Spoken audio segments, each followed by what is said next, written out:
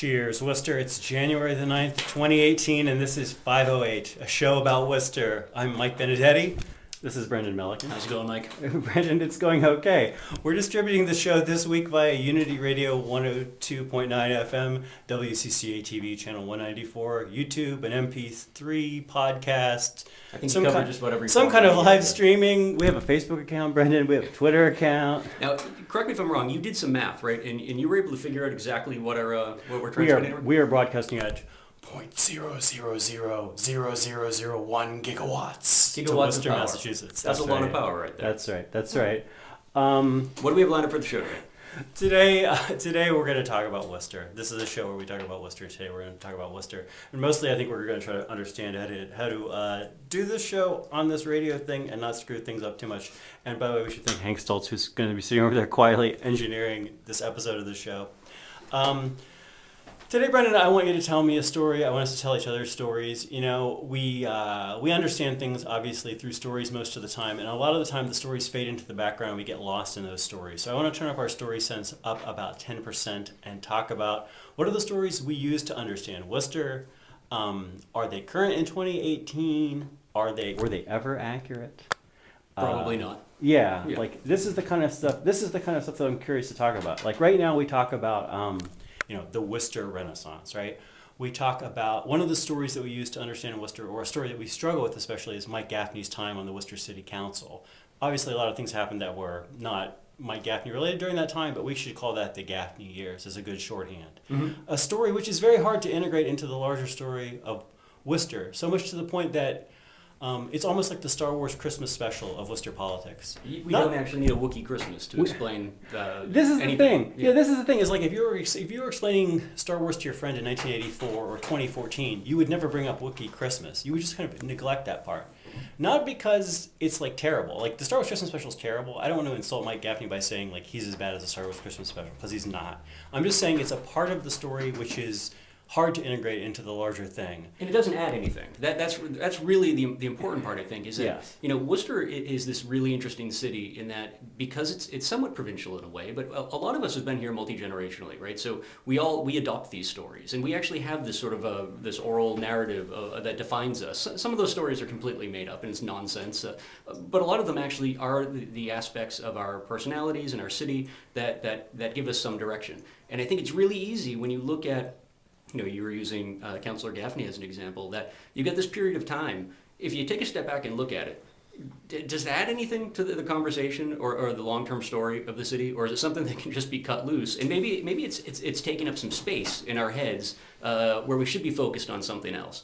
You mentioned the idea that there are how these stories need to be told and whatnot. Like, I'm a big fan of the idea that right now we're all talking about development in Worcester. We're talking downtown development in particular. You go back to the 50s, 60s, and 70s, go into the archives of the Telegram and the other publications that were in the city at the time, and you'll find that we were having the exact same conversations about the city of Worcester back in the 50s and 60s as we are today. Even the names of the parcels, right, haven't been changed. The parcels identified for hotel development, for entertainment and whatnot. The exact same stories.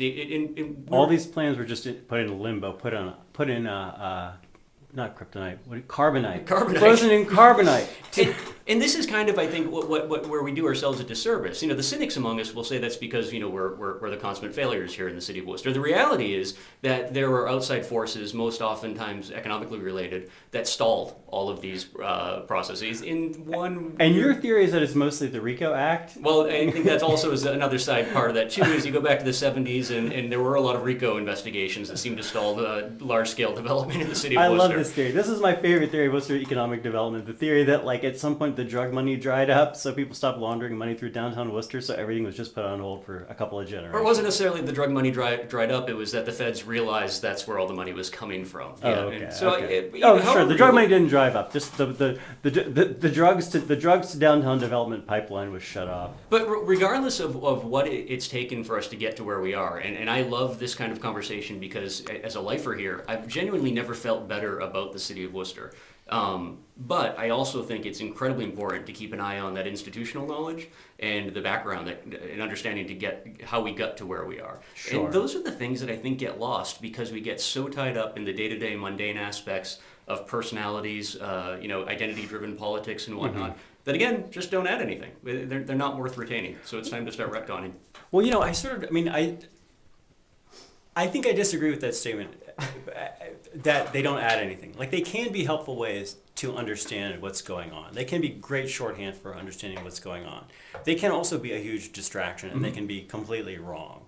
So I think they're just something to be careful about, or at least something to be aware about. Yeah. You know what I think we need to do, and maybe Hank can jump in here too, because we always love hearing his voice. We should make sure that people know that they can call in and tell us how we're both wrong. Because we can sit here all day, and we do this all the time, just telling each other how we're wrong. But I would love to hear people, the other 200,000 people hanging out in the city, telling us how we're wrong. They can call in at 508-471-5265, and they can defend the Star Wars Christmas special if that's what they need to do. As they should. Somebody needs to defend the Star Wars Christmas special. Oh, we have a few more. Do we have a few more minutes before our first little break here? Oh, I hate to tell you how long you have before your first break. Oh, Yeah, you've got a good 10 minutes. Perfect. We've got a good 10 minutes. Great. I wanted Let's jump to, right in then. Well, I wanted to touch base on a couple more of the stories that we tell that I think are probably wrong or else problematic. We're not going to go into the details of why they're wrong now, just to give people a sense of the kind of stories we're talking about. One is the story that Worcester and Providence are comparable, and that we should judge ourselves by the standard of Providence, that we should look to Providence as a peer. I think this is completely crazy. But you hear this all the time, including from people who have been very successfully operating in Worcester for decades. I don't understand why they think that Worcester and Providence are peers. I strongly disagree. Give us the 10,000-foot overview, though, as to why that doesn't make any sense. I mean, the 10,000-foot overview for why that doesn't make any sense is that Worcester is much less urban than Providence. The population of Worcester in 2010 census was 181,000. The population of Providence was 178,000. But Worcester is twice as large physically as Providence. So it has half the population density. We only have, Worcester has like almost 5,000 people per square mile. Providence has almost 10,000 people per square mile. And this is a byproduct, not just of... And there's more, Brendan. There's more. You're already ready to buy this knife set, but there's more. And what's more is that many of the cities that border Providence, like North Providence, like Central Falls, like Pawtucket, have a higher population density than Worcester. Mm-hmm. So Providence is like a big metro area of hundreds of thousands of people, and Worcester is Maine South, surrounded by fairly dense suburbs, surrounded by farms. Yeah, you kind of get to the point where you're not really sure when you're in Holden or Worcester anymore. Yeah, we weren't going to mention Holden, but we are going to mention Holden in that capacity. Sure. It might as well be part of... I mean, I'm going to mention two other places that are outside Worcester too, which is that this is a bit of a drastic comparison, but Washington, D.C. and the state of Wyoming have about the same population, roughly. You would never want to hear the governor of Wyoming talking about how they're going to follow some economic development plan. They're going to do some festival that worked well in D.C. or vice versa, because that's crazy. Now, Worcester and Providence are a lot closer together on that line than D.C. and Wyoming, but It's a similar kind of a thing. It's a similar absolutely. problem. And I believe there's the other side of that as well, too, where we're talking about census tracts as a whole, too. We do a disservice sometimes in only focusing on the census numbers for a particular city or a town or what have you. But especially in New England, the Census Bureau looks at larger land masses because they need a certain population size to use as a sample to be able to gauge density and economic development within that region. And Worcester's census tract, if I remember last time I looked, I think it's like part of Bridgeport, Connecticut. Like, it's this huge tract of land that goes all the way down into eastern Connecticut, whereas the Providence census tract really just makes up that area that you just described, that is this incredibly dense urban area. So yeah, the comparisons end as soon as they begin. I want to talk about a couple more stories since we have the time. One very popular story is that Worcester's a terrible dump. This, again, is a story that I think is not a very helpful story or a very accurate story, but very popular, especially among people on the internet who have not lived in Worcester for a long time. A very popular story. Are you telling me that the comments on the Telegram and Gazette website are not always factual? I haven't even looked at... I'm not even talking about those comments. There are so much worse comment sections in the world now since that comment section debuted. Worcester is a place where you can never leave, that you're a traitor if you leave Worcester. Actually, there's an even older story, which is that Worcester is a place you should definitely leave. We'll get into that later. There's a story that Worcester's government is Plan E and has, because of our weak mayor and our weak council, and so we should just think about our politicians as these, as I like to call them, LARPing ombudsmen. This is maybe a story which is problematic because, maybe things are changing on that front. How are we doing on time? You're five. fine. You can keep Sorry, talking all day here. I know this is. I mean, this is part of the meta-ness of talking about stories. We're talking about the story of this show right here. Like the fact that we can't figure out how many minutes we have. Let me sleep my watch. We've got a story that housing should be the new priority in Worcester. This is a story that the mayor has put out, and the fact that the mayor has put out a story or an agenda about Worcester is one of those things that throws into chaos the story that we should understand our local politicians as being ombudsmen. It automatically gives it a bunch of weight. And the reality is, which is fine and fantastic, that one, it is an incredibly important topic that we should be talking about. But two, people have been talking about it for all time, right? I mean, there has never been in the history of homeownership a homeowner that wasn't interested in talking about housing. That's kind of part of it. It's like talking about your new car, you're going to talk about your home. We have this incredible amount of housing stock that has been neglected in the city, as well as a huge influx of a new demographic that is clearly seeking different types of housing. So it probably has never been a better time to be talking about it right now. And there's a large number of smaller details within that bigger subject that need to be diced apart. But we also can't allow ourselves to do it a service that there's been people in the city, and especially in the last decade or so, that have been trying to really pick apart that housing stock and make the most of it. And oftentimes they feel as though they necessarily weren't getting the attention they should have from City Hall. Mm-hmm. Definitely true. Definitely true. There's, as you said, there's so many stories that we tell ourselves about downtown development. We saw there was an article in Commonwealth magazine that came out today, which is focusing especially on Technocopia, the beloved makerspace in downtown Worcester, a place that I love so much, Brendan, and a place I don't know if you've been in there. Lately. I've been there multiple times. I just was in there a couple weeks ago, and every time I'm in there, it's just like 10% better than the last time I was in there. If anyone listening isn't familiar with Technocopia, it's a makerspace up on the top floor of the Davis Printers building down on Portland Street. If nothing else, if for any of you that like to think that there are things that we can't do in Worcester because of our old building stock or the factory sort of landscape, the old mill town, this is a building that houses basically like CNC machines that are cutting like laser machines that are like building robots to rebuild the machine. There's crazy stuff there that I'm far too stupid to fully understand. But it's not the kind of place you would expect to find on the top floor of a century-old, mill building. And but like their fire suppression systems are through the roof. The fire department, from my understanding, was thrilled that this was like next gen stuff that was happening in the city that was making use of existing spaces. They're doing it right. Everything about the place flies in the face of what you probably assume is possible and should be here in the city of Worcester. And it's this incredible space that, if you read this Commonwealth magazine article, the folks that are running it are themselves no joke. The folks running Harrington, who's running Kevin Harrington, one of my favorite 508 guests of all time. Yeah, Such a great maniac. He is a maniacal genius. When he's not running Technocopia, he's running the robotics lab at WPI, right? So we're talking about some legit personalities here. And just this fantastic space. And to read about it, even if you're familiar with it, to read about it through the lens of the writers of Commonwealth magazine in this story that is trying to push the idea that, hey, yeah, for the rest of you, the other 7 million people in the Commonwealth that are still making fun of Worcester, what they're doing is actually happening. And it's probably about time you start paying attention to it. Fascinating take on local events.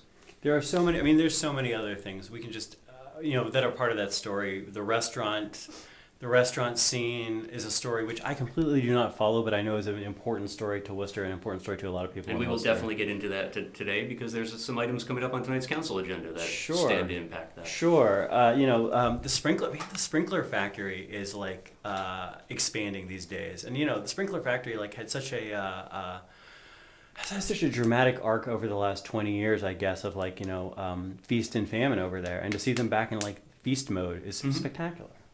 And, the Worcester Veg Fest is coming up in a few months. It remains this problem, the New England Veg Fest, actually, I should call it. It remains this problem that there's just no venue in Worcester large enough to have this event, an embarrassment of riches. These are all parts of stories that we tell ourselves about this stuff.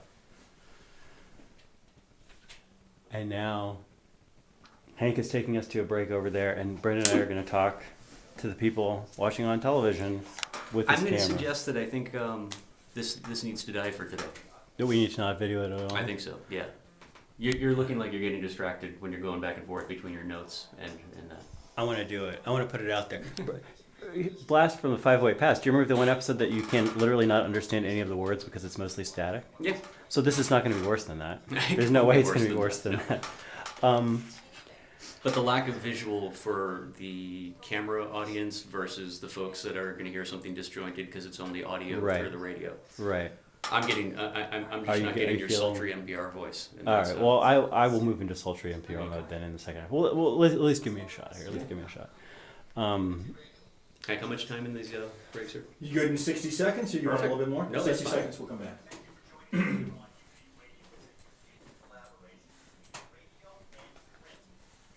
What do you want to dive into? I think I want to talk about why people should feel free to betray Worcester. All right. I can try some sultry NPR on this. This might be a lot of me reading pieces of paper. So That's fine. if you want to talk, just interrupt me and we can. I'm good at that. You can talk for a while. All right, 15 seconds. 15 seconds. Spectacular. And at some point in. Here we go. You gonna walk us back into that, please? We're gonna walk us back in. All right. Okay. Great. Getting ready.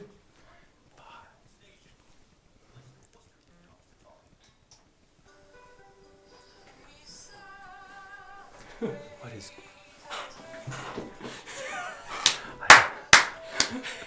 This is amazing. I don't know what's going on. Welcome back. This is Five Way to Show about Worcester. I'm Michael Benedetti. Thank you for that, Hank. I saw that coming in the background, and I'm glad that we can slide in the Wookiee Christmas. And this is Brendan Malick, and we're sitting here attempting to tape something for television and do a radio show for the first time at the same time. I think it's going great.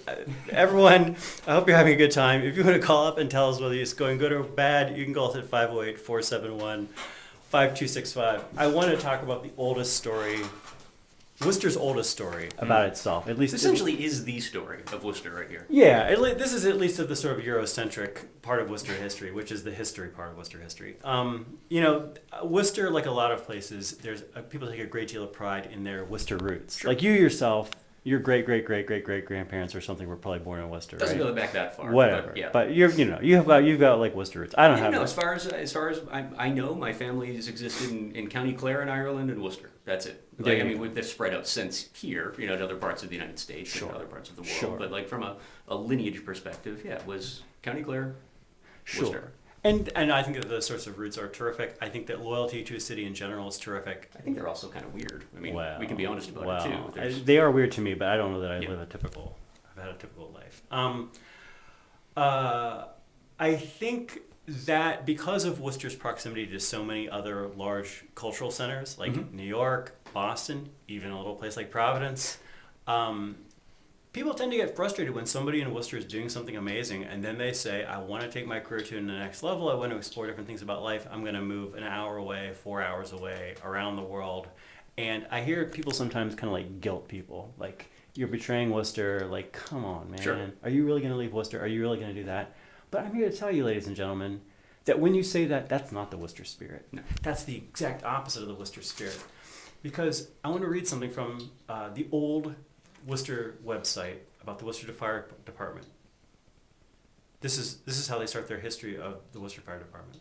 The first recorded fire in Worcester's history occurred on December 2nd, 1675, when all the houses in Quinsigamond were burned to the ground by the Nipmuc Indians. No lives were lost as the settlement had been abandoned earlier as a precaution against Indian attack. Then 25 years later, it happened again. The city was settled and then it was abandoned, except for one family. Yeah. That family killed/kidnapped. Then it was abandoned again for like another decade or whatever, and finally resettled for real. So Brendan, the oldest tradition in our history is the tradition of leaving when the time is right. Right. And that might not be right now, but at least folks should keep in mind it is okay to pack up and leave every once in a while. Sometimes it might even be necessary. It might be the only thing that keeps your family line alive. There's some pretty. It was a rough time, man. I mean, I I mean, think the it was a entire- rough time to be. I think it was a rough time to be an Indian, and it was a rough time to be being killed by Indians.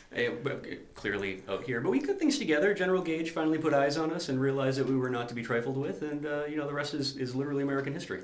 Brendan, would you like me to read you from Worcester, the book Worcester Legends, or would you like to talk a little bit more about your thoughts about Wookiees? Worcester stories? No, you know what I would love. You mentioned Sure. servicing. I'd love to bring things a little bit more contemporary and whatnot. There's something coming up. Thanks to you, I realize this. we're constantly talking about the growth that's happening in the city, and this is important, I think, for a number of reasons, not just because strong economic growth is an indicator of healthiness in any community, but because we've had, I think, within every generation in Worcester over the last, I don't know, 3 generations, it hasn't always looked so rosy, right? I mean, we're just starting to get the tail end of the folks who like to tell us that we once had this flourishing economic center of industry, light industry, and whatnot. And I think we've all grown up around here with the idea that someday those factories will come back and everything will be better, and it'll be just like it was when our great-grandparents grew up. Well, and I'll tell you, also, I think a lot of people grew up around here with a lot of stories about, oh yeah, we're going to rehab downtown. Oh yeah, we're going to rehab the South Worcester Industrial Park. Oh yeah, Renewed Prosperity is just around the corner with this one urban renewal project. And these projects either haven't happened or have not been that impactful. Well, and I think part of it too is a lack of perspective that the economic landscape nationally and internationally has changed to the point where the things that many Worcester residents, I think, grew up with knowing and being comfortable with from like, say, a job or an employment perspective, just are not coming back. The likelihood of us ever seeing them in our lifetimes, heavy industry, manufacturing in the sort that we saw 40, 50 years ago, we're just not going to see that back. But we are seeing this incredible resurgence of new ideas oftentimes that are uncomfortable for lifers around here. One of those areas right now is like the service industry, right? We're seeing this incredible growth with restaurants and bars, entertainment venues, and whatnot that are way outside the norm for Worcester. And I think one of the things that's fun to look at is that oftentimes Worcester seems to be about 10 years behind the curve in terms of trends or whatnot. So we're just starting to get now a lot of the things that other major cities have been comfortable with for quite some time now. But anything new tends to make people comfortable. And in that service industry vein, I just noticed that there's an item, or you pointed out to me, there's an item coming up in the council agenda tonight looking to cap the number of liquor licenses. Yeah, I think that this is because of marijuana legalization legislation says that you have to have at least a fifth as many marijuana selling places as liquor selling places. Right. So if we were to put over onto the side for a second the idea that there might be some city councilors who are still uncomfortable with the idea that 70% of Americans really want legal weed, let's just look at like the liquor license side of things. That's one of the only reasons why we have the growth that we do in Worcester for the service industry with restaurants and bars. Is that if you want to open a restaurant, you say, do I want to open someplace closer to Boston and not sell liquor, or do I want to open up in Worcester where I can just sell liquor and it's not a huge deal? Or a little bit more nuanced, I think it's do I want to open up in Boston where there is a built-in population and audience that I know I can do well on, but the cost of acquiring a liquor license is so high that it's either going to require a completely different schedule of funding, or it's going to require far more time in securing a liquor license. Whereas here in the city of Worcester, it just costs $2,500. So if it were to be a couple $1 million, say, in a highly sought area of Boston to develop a restaurant, and waiting a significant amount of time to find that license, you could then take whatever that figure of dollars is and reinvest in Worcester, both in jobs and in renovating buildings, all of the things that we want to have done here. And bringing it back to the marijuana sort of thing, now here's this total unknown that nobody has any idea where it's actually going to go, but because this license figure for the recreational marijuana side is pegged to the number of liquor licenses that we have, because a small percentage of folks in the city are still terrified by the idea of legalized recreational weed, they're actually looking to potentially... I'm sort of terrified by it, just FYI. Well, that's fine. You're more welcome to be terrified by it. I'm part of that elite small percentage. But I haven't heard you suggest that we should be looking to decimate one of the highest growth areas of our local economy, being in the restaurant and service industry, just to keep the devil weed out, right? Which is nor do I think that prohibition is a good idea. I think that there's probably going to be all sorts of unexpected negative side effects of having legalized weed in Worcester. I would be stunned if those negative side effects outweigh the many positives that we will have from decriminalization. But that doesn't mean that I'm not worried about the bad stuff. Marijuana's already here, by the way, too. I don't know if you're aware. You're pointing this direction. You're saying Gary Rosen? Yeah, in the city. Oh. Gary Rosen is actually holding right now. And it's just here. That's not going to change anything. The interesting thing, though, is that we've got folks that are so, and I think this is one of those issues that we've had in Worcester for quite some time, is the short-sightedness that goes into trying to tackle a problem where there is none, or creating a problem to solve where there wasn't previously a problem to be had. I'm surprised that little item for tonight hasn't actually gotten more attention, because it could potentially be devastating in terms of one of the things that has gotten Worcester a lot of significant attention over the last few years. Yeah, I would say to people who are concerned about the issue of marijuana in Worcester and who have not made it a priority to get involved in things around that I would not panic about this one item, because there are these items, much as Councilor Rosen every week has an item about how we need to do our recycling a different way, and it's been going on for years, and so far the council's not figured out how to make that happen. A similar thing's been going on with anti-marijuana stuff on the council agenda. So what I would say is, if you are interested in the issue and you haven't gotten involved on the civic level, you should be showing up at the meetings. It doesn't have to be this week, because next week there'll be another item that you can, Another whole litany that of you things can that we push shouldn't be back paying on. attention to. Yeah. And we're almost ready for our next break. Why don't you read to me over here, Mike? You were going to go in deep on some history here. Well, I'll read a little bit until we run out of time. This is from a book called Worcester Legends, Incidents, Anecdotes, Reminiscences, etc., connected with the early history of Worcester, Massachusetts and vicinity, compiled by William A. Emerson, corrected by Franklin P. Rice, and published by Denholm and McKay Company, copyright 1905. And now I think I've probably run out all of our time just reading the title of this book. Just when the first settler located in Worcester is not positively known, but previous to 1674, one person, Ephraim Curtis from Sudbury, settled upon his claim, situated on what is now Lincoln Street.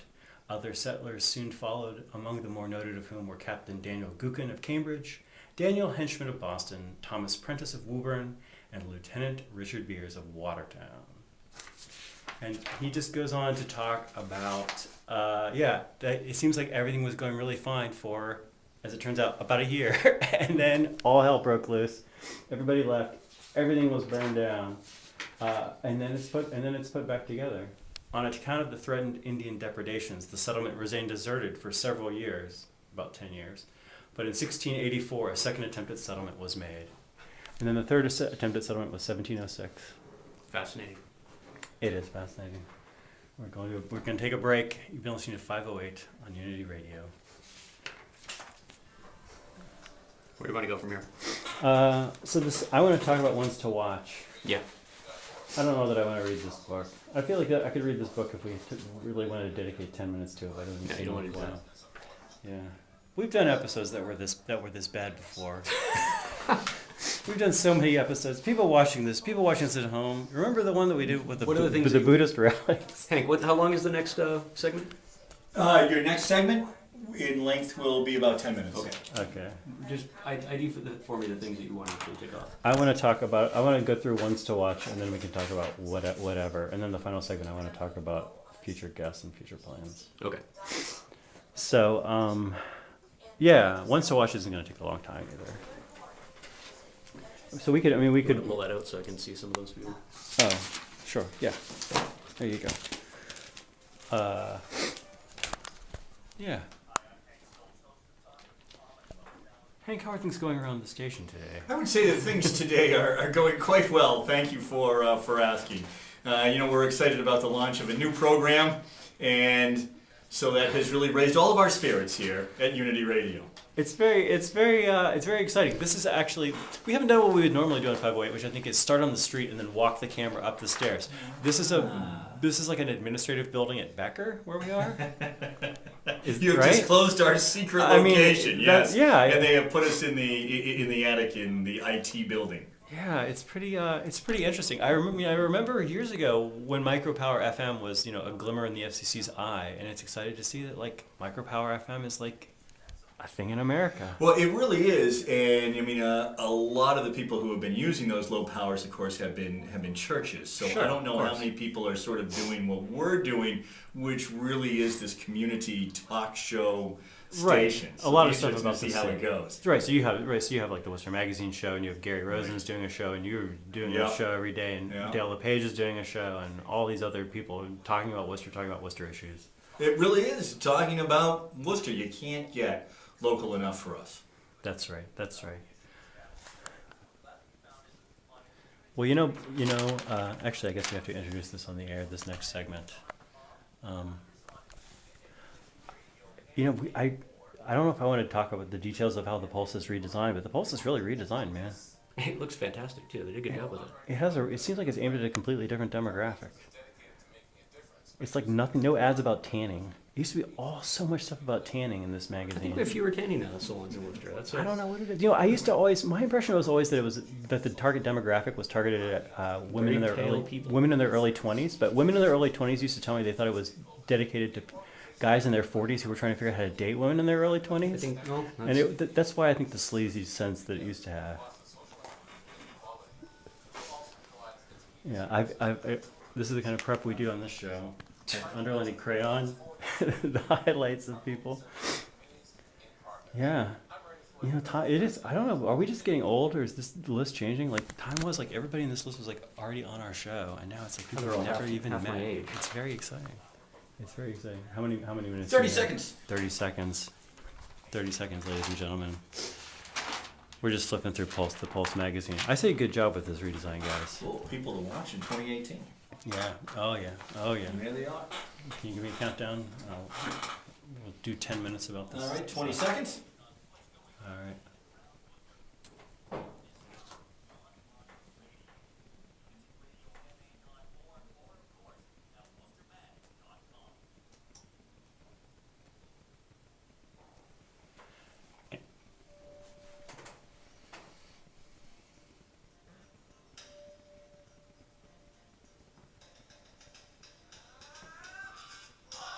And we're back. This is 508, a show about Worcester. I'm Mike Benedetti. And I'm Brendan Malikan. This is Brendan Melican. This is the water, and this is the well. Drink full and descend. The horse is the white of the eye and dark within. This is the water, and this is the well. Drink full and descend. The horse is the white of the eye and dark within.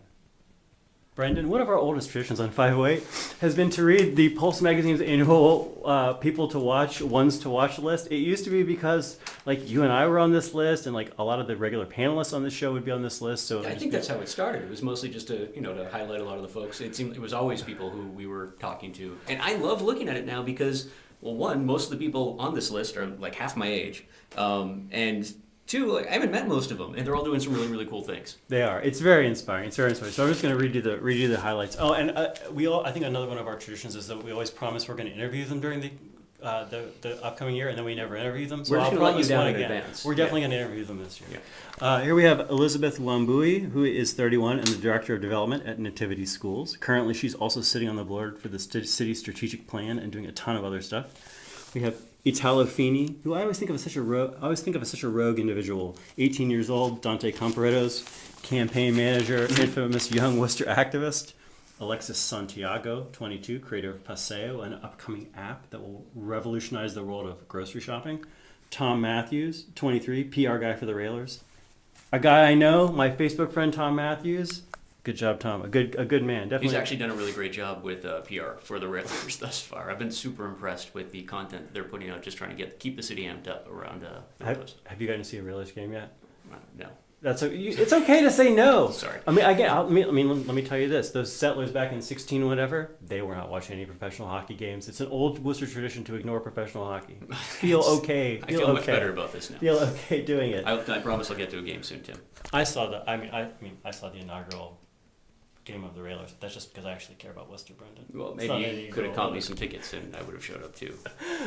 Stephanie Mendez, 26, Vice President of ALPFA, which is a Latino networking association. Also, all these people have like so many boards and commissions and projects and things that they're doing. Yeah, I feel like when we were both a part of this, it was, hey, like here's some cool people doing some neat things. And now when they, like each one of these, it's a full page CV. But again, they're super young, and yeah, I feel extremely unaccomplished every time, and more so every time this comes out. I actually think that this is another. I mean, I feel like I don't want to be too much of a Worcester booster because that also doesn't feel like the right thing to do Worcester-wise. But I feel like the fact that they've raised the bar so high in the Pulse Ones to Watch list over the last 10 years is another sign of like the excitement in Worcester. That's how you can actually measure how far the city is moving based on the length of the CV of each of the Pulses to watch.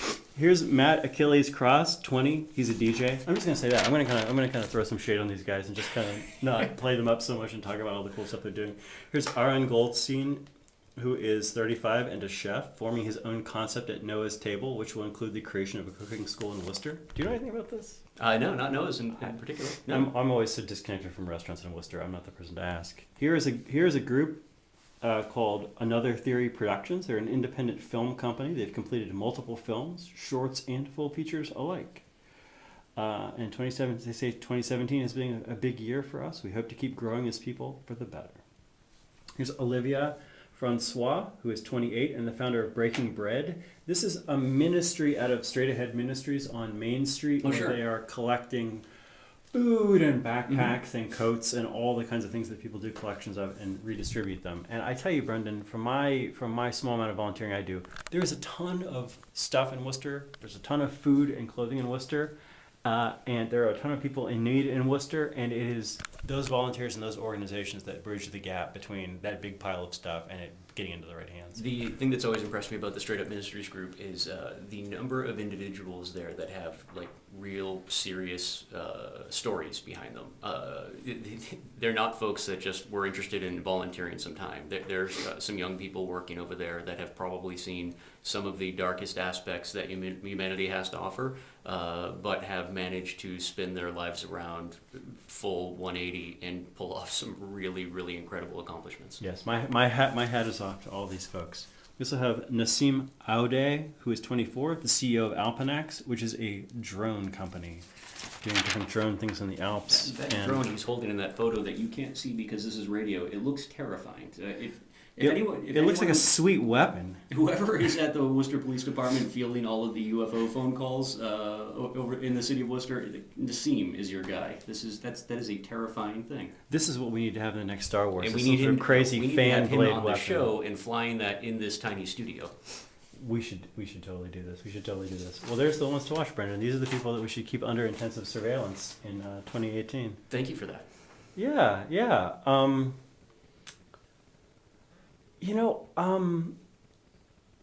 I want to mention, I guess, get back to this question of like Worcester politicians. Sure. Because we love to hate them? We just love to gossip about them. We just love to try to examine them and understand them. And this sort of strange dual transformation that we're having in 2018. And one of them is that again, like Mike Gaffney is gone, which for good or for ill, and may or may not be that impactful in itself, but it's such a like ending to the story. I mean, there's all this litigation and stuff. I would love it if Mike could be on the show. I think we're never going to be able to get Mike on the show because I don't even know if we ever get Mike to come back to the city. If by chance he's listening somehow. Come on. Call in. He's in Florida now. Call in. We want to actually have you on the show. Give the number again. That number is 508-471-5265. So yeah. But it's like that end. So like it looked like for maybe 4 years there, we were having this real conservative political surge, organizing surge, and then with him not being on the council and his wife and both of them dropping out and moving away, you could tell the story like that's the end. Now it might not be the end of the story. Like people may say, oh, they thought it was the end, but it was actually just the first chapter. But at this point, it looks like it's the end. This is where I compare it to the Star Wars Christmas special, and that people talking about Worcester and Worcester politics don't even talk about this. Mm-hmm. They don't even talk about Wookiee Christmas because they can't figure out how to put that opening chapter, final chapter, whatever it is, into the story of Worcester. And then the other thing is that, for a long time, I try to explain to people about Worcester politics because when I came to Worcester, I did not understand Worcester politics for like 10 years. I massively misunderstood it. And now, after all that time, you've learned that nobody understands anything about Worcester politics. You just have to pretend that you know everything about Worcester politics, and people will just nod their head and say, "Oh yeah, he gets it." Like none of us have any idea what's going on here. I don't know that I understand I don't think that I understand anything going on in back rooms, and I probably don't understand the real story. But I feel like I understand the general political. I understand it as well as if you actually sat down and read about it, you would understand it, which is way better than I understood it when I first showed up here. Mm-hmm. In part because people have names like city councilor, titles like the mayor, and you can't mistake that for being like a mayor because we have a situation in Worcester, we have a form of government in Worcester where the city manager, the hired city manager is the administrator, the executive, and the council and the mayor are like this legislative thing. They do a lot of advocacy, ombudsman, like if a street in front of your house is not getting fixed, you talk to your counselor, and your counselor is kind of like who works. Well, I mean, you, Brendan Melican, you call the people because you know all the people. But somebody like me just calls my city councilor and says, what's going on with my street? And they do that like constituent services stuff. Yeah, or you could also make the comparison that the city manager functions as sort of like a CEO and your city council is like a board of directors. Sure, that's a perfect example. And right, so you never think of the board of directors as being like that directly in charge of the company. Mm-hmm. maybe they provide leadership, maybe they don't. Mostly they're just, they do different things in different companies. But They usually just step in when things get weird. yeah, but so I always talk about that. A lot of what the city council does is LARPing, live action role playing. Mm-hmm. The thing where you take a foam sword and you run and you're like, I'm a fighter, you're a wizard, we're gonna have a battle in the middle of a field and put it on YouTube. That a lot of the stuff they do in the city meetings. Just is to like pause for a this. second, Mike.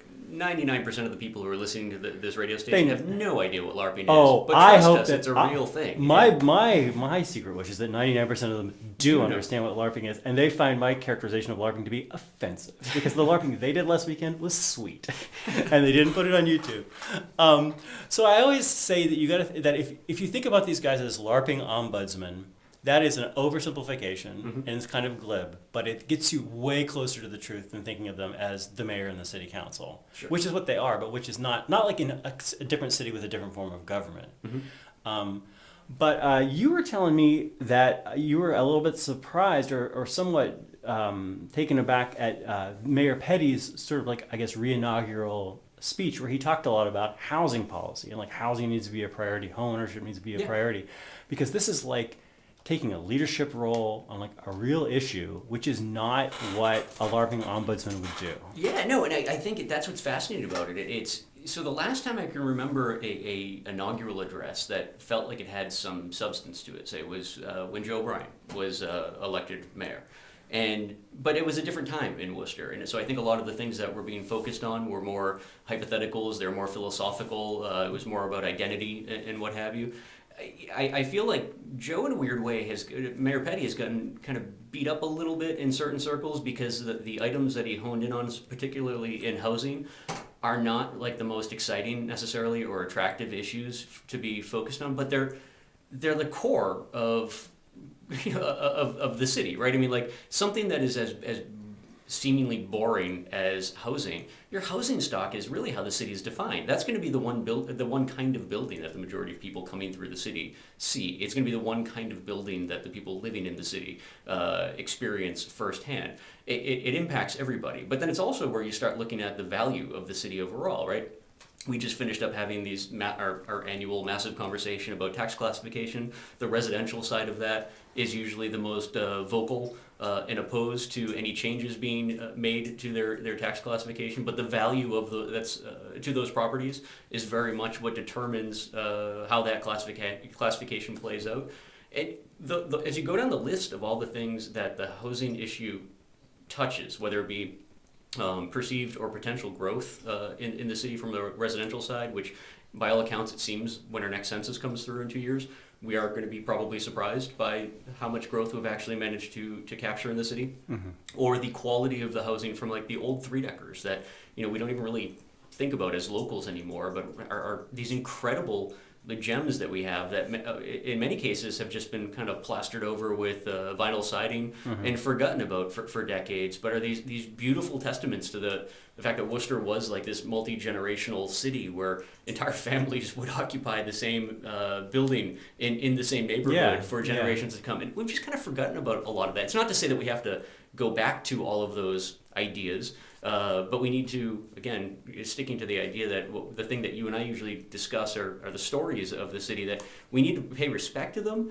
but then use them to set us in the right direction about what we're going to do to tackle some of these issues, like entire neighborhoods that have been kind of left to fall in disrepair, or the types of construction that we're going to be doing on the residential side, but in terms of apartments. If we're going to be looking to seek to bring in large developers for apartment complexes, do we want to make sure that we're actually treating them fairly in terms of the kind of taxation that we're levying on? There's huge issues there. That's something that the council may be discussing soon, is the idea that we should be taxing big apartment buildings commercially, which means double the tax rate of a residential building, which they would be if they were a small apartment building. Which is a great way to probably capture some money, but is also a great way to ensure that nobody's going to come into your city to develop massive apartment buildings. Oh, this big old factory, what can we do with it? We could turn it into apartments. Oh, no, we can't, because you're going to tax us so much. And make it unaffordable to do so. I don't know. Yeah. The dual tax rate is crazy. How many minutes do we have?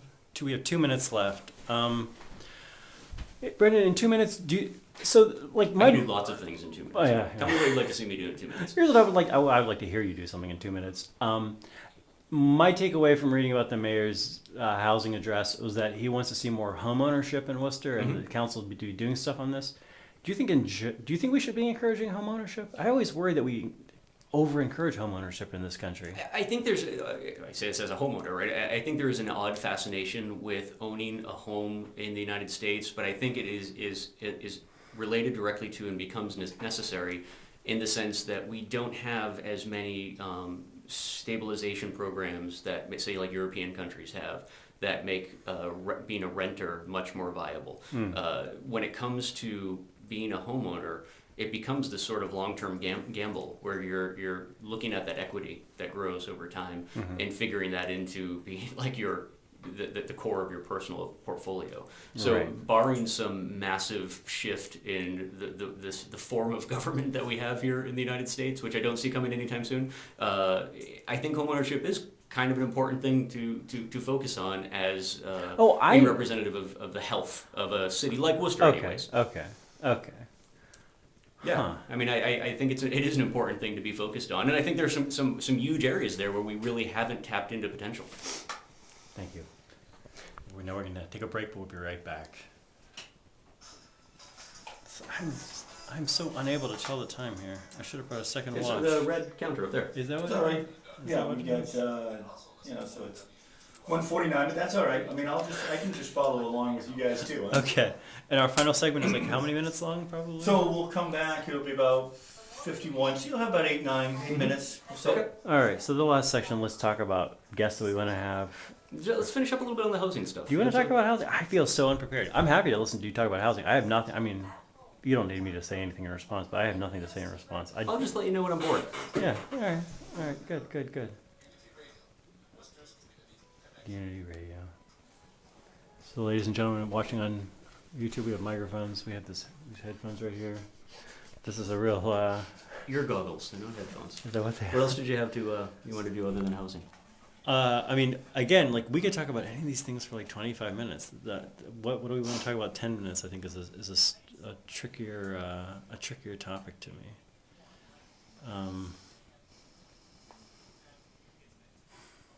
Yeah, maybe we can just take a breath and we can just talk slowly about housing or slowly about what we want to do in the next year on this show. Besides interview all the ones to watch guys. And fail miserably. Obviously, yeah. We could just try to talk really slowly for 10 minutes. I don't think we're gonna have any trouble filling it up. What are like our high leverage points on housing reform? Are we? We could come back in about 20 seconds. We're Yeah. back in about 20 seconds. Okay. This is so complicated. You get you a little alarm system for your watch. I know. I think getting the separate camera that we don't have to move around is gonna be a big part of this not being insane. If you want to use that, just get a tripod and put it in the corner. Well, that's pretty visual. I mean, that's probably even visually worse than this.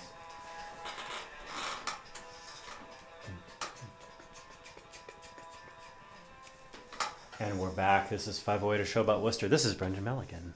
It is Brendan Milligan. And I'm Thanks. Michael Benedetti. And Brendan, I want to ask you more about housing policy in Worcester. I'm curious to know, what are the high leverage points, as I would think of them, in Worcester? Like, what are the issues on housing that you think the council could actually make a big impact by changing around? And I'll say, it's not like the council doesn't talk about housing. No. And it's not like there aren't people on the council who care about housing. I'll tell you, like Mo Bergman in particular has been very vocal about this, and he's constantly has items on the agenda trying to make it easier to build, in-law units, or revamp your attic, or revamp part of your house for your grandmother to live with you in. All sorts of things like this to encourage people to redevelop housing, fix housing, investing in housing. What do you think is, like, if you were going to advise the council, like, where do you start trying to make the housing situation in Worcester better? Where do they start? Well, Mike, I start by first acknowledging that I have no idea what I'm talking about, and there are probably people far better suited than me. You do own a house. I do own a house, but that's about it. That's like saying you've lived in a house most of your life. I own a car too. That doesn't mean that I can build a car or that I can tell you what is the best car for you to own. All right, fair enough. Yeah, no, I think some of this stuff though historically is important to look at as well. Like Worcester is a city that we went from like that multifamily 3-decker sort of landscape to single family homes, mostly by virtue of the GI Bill, so post World War II. And I think that's something that we haven't really taken a good look at for a city that is very working class to middle class, is that the equity that's created by housing is probably the most important aspect of housing for the homeowner. But it also is the bar, what raises the bar for entry for people who are not currently homeowners.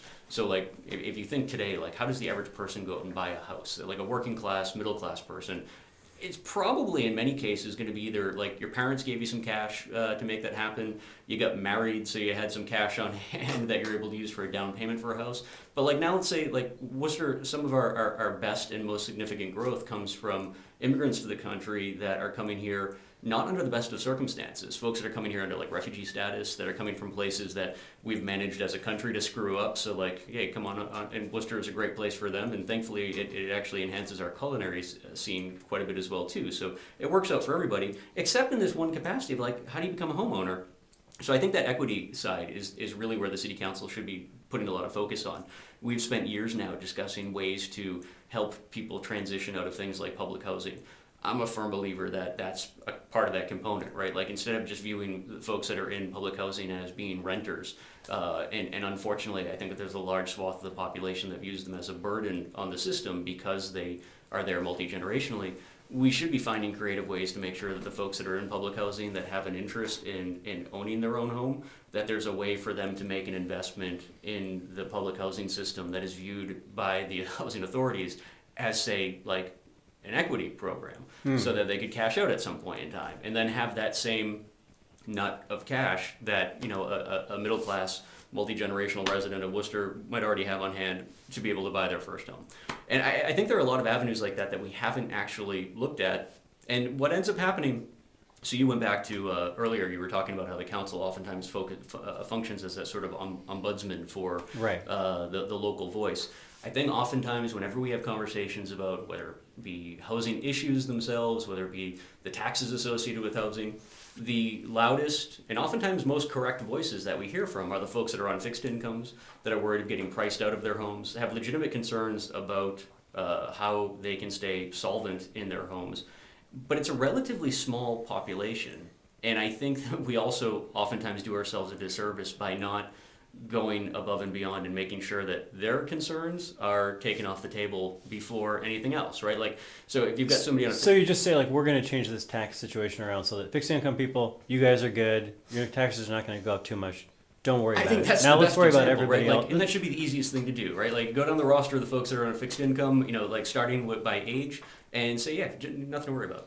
You're good. We're taking care of you. And then you can say, now big picture, with that, whatever percentage of the population taken care of, we can have more general housing policies that function for the other, whatever it is, 80% of the city. I think is how we need to be viewing things because, like myself, I'm not a wealthy person by any stretch of the imagination, but my wife and I are young enough where our income is still headed in an upward trajectory on a long enough timeline. Yeah. So when I see a tax increase come through year to year on our home, I don't look at it and say, how am I going to make that happen? Like that's going to line up pretty closely with whatever extra income we've generated throughout the year anyways. It balances itself out. Right. Equity in the house balances itself out.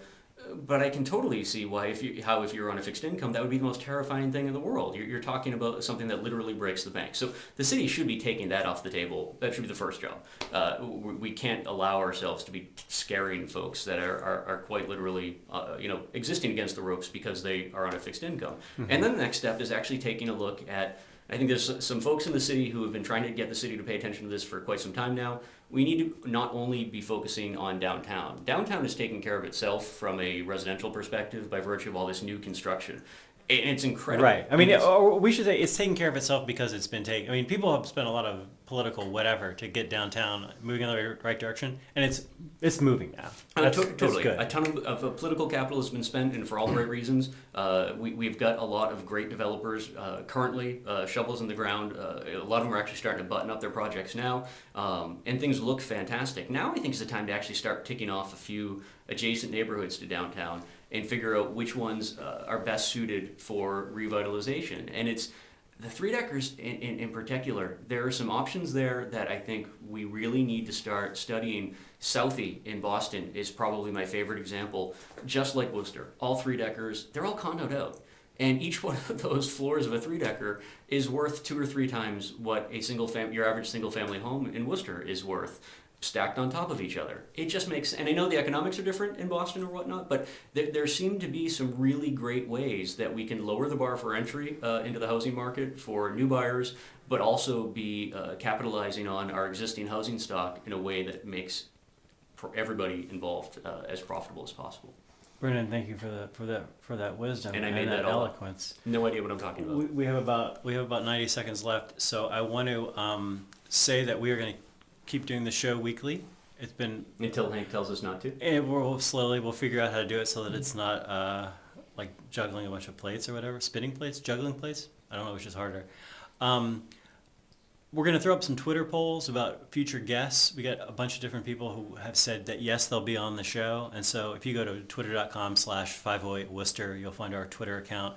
And we'll put up a Twitter poll the next couple of days with maybe 4 people who we think are kind of like easy to get as guests or logistically easy to get as guests. And very curious to see the kind of people that you would like to see listen to talk about Worcester on this show. There's so many people in Worcester who have such interesting backgrounds and who you never really hear from them. You hear from them if you're their Facebook friend, and otherwise you never know what they're doing. Well, yeah, there's like 200,000 people here. You hear like from the same 20 or 30 people on a pretty regular basis.